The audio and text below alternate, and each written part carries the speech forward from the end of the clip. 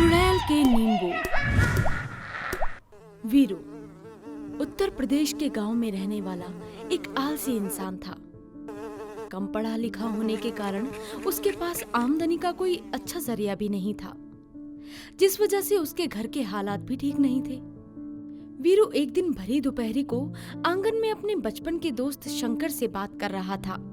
अरे वीरू, पैसे कमाने के लिए तुझे घर से बाहर तो निकलना ही पड़ेगा। चार पाई पर पड़े पड़े अमीर बनने का सपना छोड़ और कोई नौकरी देख ले। अरे भाई शंकर, किसी की नौकरी करना कहाँ की समझदारी है। तू तो जानता ही है मुझसे किसी का ऑर्डर नहीं सुना जाता, और वैसे भी इस बार इतनी गर्मी पड़ रही है कि खाट छोड़ने का मन ही नहीं करता। दोनों दोस्त बात कर ही रहे होते हैं कि तभी वीरू की पत्नी 2 ग्लास शिकंजी लेकर वहां आ जाती है। हाँ, अरे शंकर भैया, आप तो अपने दोस्त को जानते ही हो, इन्हें समझाना नामुमकिन है। ये लीजिए, आप भी पीजिए शिकंजी। शंकर और वीरू शिकंजी पीने लगते हैं। शंकर को वो शिकंजी इतनी पसंद आती है कि वो एक झटके में ही पूरा ग्लास खत्म कर देता है। अरे वाह पुष्पा भाभी, ऐसी शिकंजी तो मैंने आज तक नहीं पी। सच कहूँ तो एक ग्लास और मिल जाए तो मजा ही आ जाए। शंकर की बात सुनकर पुष्पा उसे बताती है कि घर में नींबू खत्म हो गए हैं, और अगर वीरू उन्हें नींबू लाकर दे देता है तो वो तुरंत ही शिकंजी बना देगी।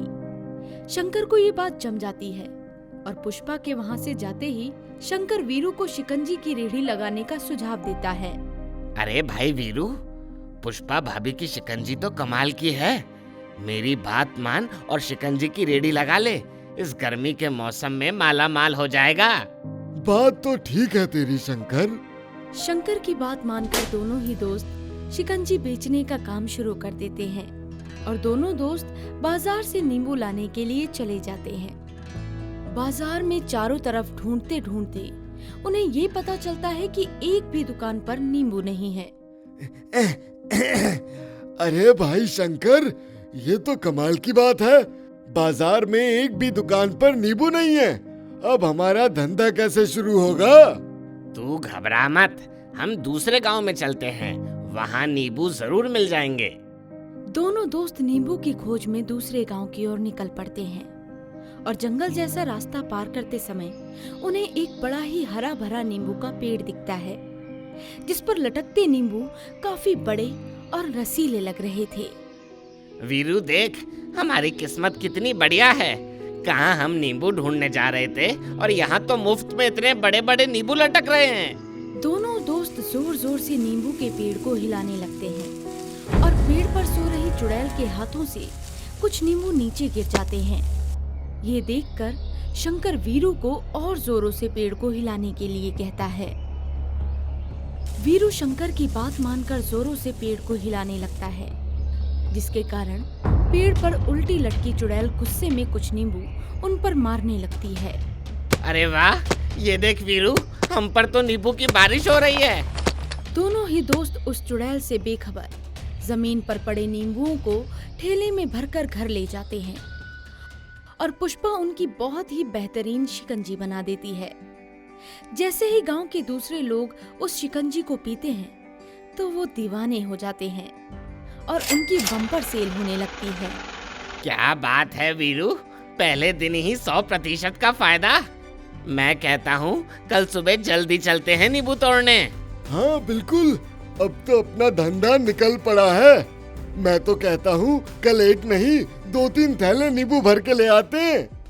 अगले दिन दोनों दोस्त अपनी अपनी साइकिल लेकर उसी नींबू के पेड़ पर आते हैं, और जोर जोर से उस पेड़ को हिलाकर नींबू तोड़ने लगते हैं, जिससे पेड़ पर सो रही चुड़ैल की नींद फिर से खराब हो जाती है, और वो जोर से दोनों की तरफ नींबू फेंकती हुई चिल्लाती है। कौन है जो बार बार आकर मेरी नींद खराब कर देता है? ये किसकी आवाज थी? वीरू, यहाँ कुछ तो गड़बड़ है, हमें जल्दी निकलना चाहिए। अरे भाई शंकर, अब तुम डरना बंद करो। तुम नींबू समेटने पर ध्यान दो, धंधे का समय हो रहा है। चुड़ैल उन दोनों दोस्तों की बातें सुन लेती है, और उसे ये पता चल जाता है कि दोनों दोस्त उसके नींबुओं की शिकंजी बनाकर बेच रहे हैं। तभी वीरू की नजर पेड़ पर लटक रहे एक ऐसे नींबू पर पड़ती है जो उसके हाथ जितना बड़ा था। अरे शंकर, वो नींबू तो देख, मैंने इतना बड़ा नींबू आज तक नहीं देखा। इससे बनी शिकंजी कितनी स्वादिष्ट होगी इसका अंदाजा भी है। इतना बोलकर वीरू पत्थर से उस नींबू को तोड़ने लगता है, पर उसे बस नाकामयाबी ही हाथ लगती है। आखिर में हार कर वीरू उस पेड़ पर चढ़कर नींबू को तोड़ लेता है, मगर उसके साथ ही उस चुड़ैल का एक बाल भी उससे अनजाने में टूट जाता है और गुस्से में आकर चुड़ैल अदृश्य रूप ले लेती है और वीरू की साइकिल के पीछे बैठकर उसके घर चली जाती है। जिसके बाद वो घर में छिपकर पुष्पा को शिकंजी बनाते हुए देख लेती है और ये देखकर उसे बड़ा ही गुस्सा आता है। हाँ? एक तो इन्होंने मेरी नींद खराब की है और दूसरा ये मेरे ही नींबू को निचोड़ कर शिकंजी बना रहे हैं। मैं इन्हें नहीं छोड़ूंगी। मैं अपने हर एक नींबू का हिसाब लेकर ही रहूंगी। हाँ। इतना बोलकर वो चुड़ैल अपना बाल तोड़कर शिकंजी के बड़े से ड्रम में डाल देती है। जिसके बाद दोनों दोस्त गांव में शिकंजी बेचने के लिए निकल पड़ते हैं। पर अब वीरू के मन में लालच आ चुका था और वो शंकर को रेट बढ़ाने का सुझाव देता है। शंकर पहले तो मना कर देता है, पर ग्राहकों की लंबी कतार देखकर उसे लगता है कि इससे बढ़िया मौका शायद उन्हें ना मिले और दोनों ही दोस्त दुगने दाम पर शिकंजी बेचने लगते हैं। अरे वीरू भैया, तुमने अपने दाम दुगने क्यों कर दिए हैं?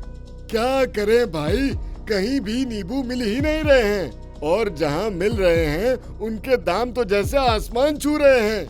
वीरू और शंकर की शिकंजी के लालच में सभी लोग दुगनी कीमत देने के लिए तैयार हो जाते हैं। वहीं एक पेड़ पर बैठी वो चुड़ैल वीरू को झूठ बोलते और धोखा करते हुए देख लेती है, जिससे वो गुस्से में बौखला जाती है।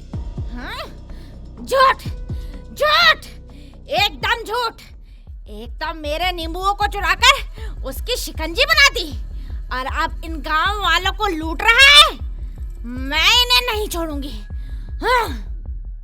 ऐसा बोलकर वो चुड़ैल अपने हाथ में पकड़े एक नींबू को जोर से निचोड़ देती है और तभी सभी शिकंजी के ग्लास काले रंग में बदल जाते हैं और सभी लोग काली उल्टियां करने लगते हैं।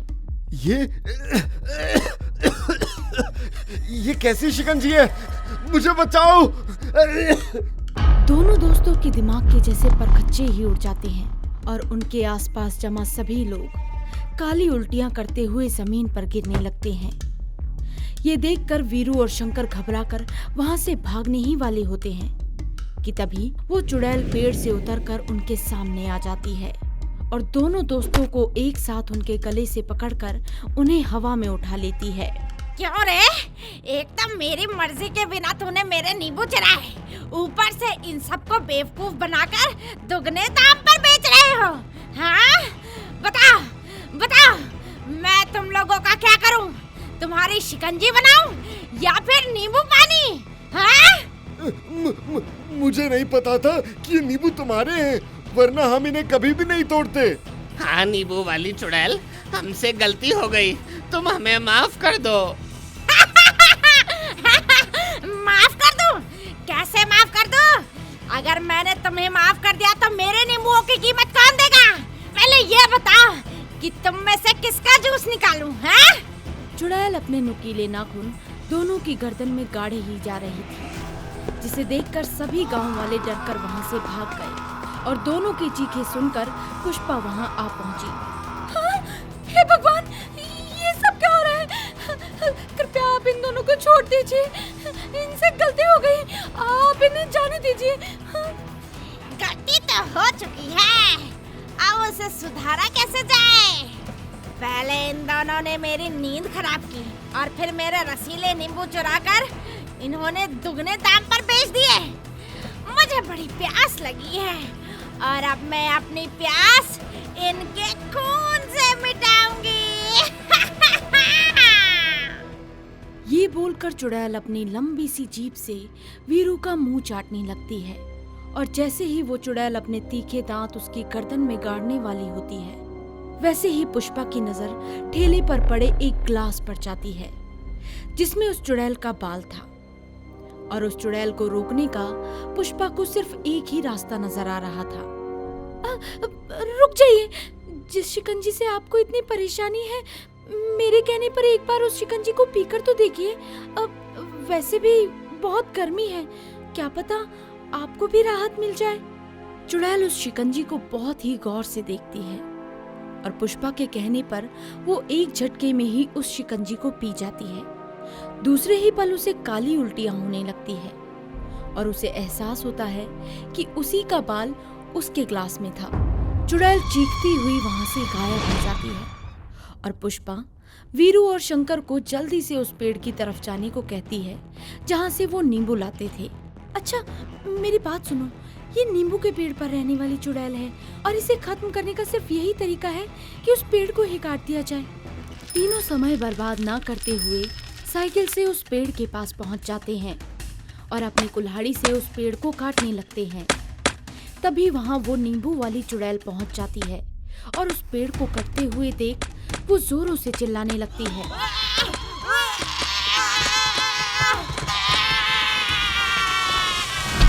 और उस पेड़ के कटते ही वो चुड़ैल वहां से गायब हो जाती है। वाह पुष्पा, तुम सिर्फ शिकंजी ही बढ़िया नहीं बनाती बल्कि भूत भगाना भी जानती हो। हाँ भाभी, आज तुम ना होती तो शायद वो चुड़ैल हमारा रस निकाल कर पी जाती। आप दोनों फिक्र मत करो, वो तो अच्छा हुआ मैं समय रहते वहां पहुंच गई। पर मुझसे एक वादा करो कि आज के बाद तुम सारे काम ईमानदारी से ही करोगे। हाँ, हम वादा करते हैं।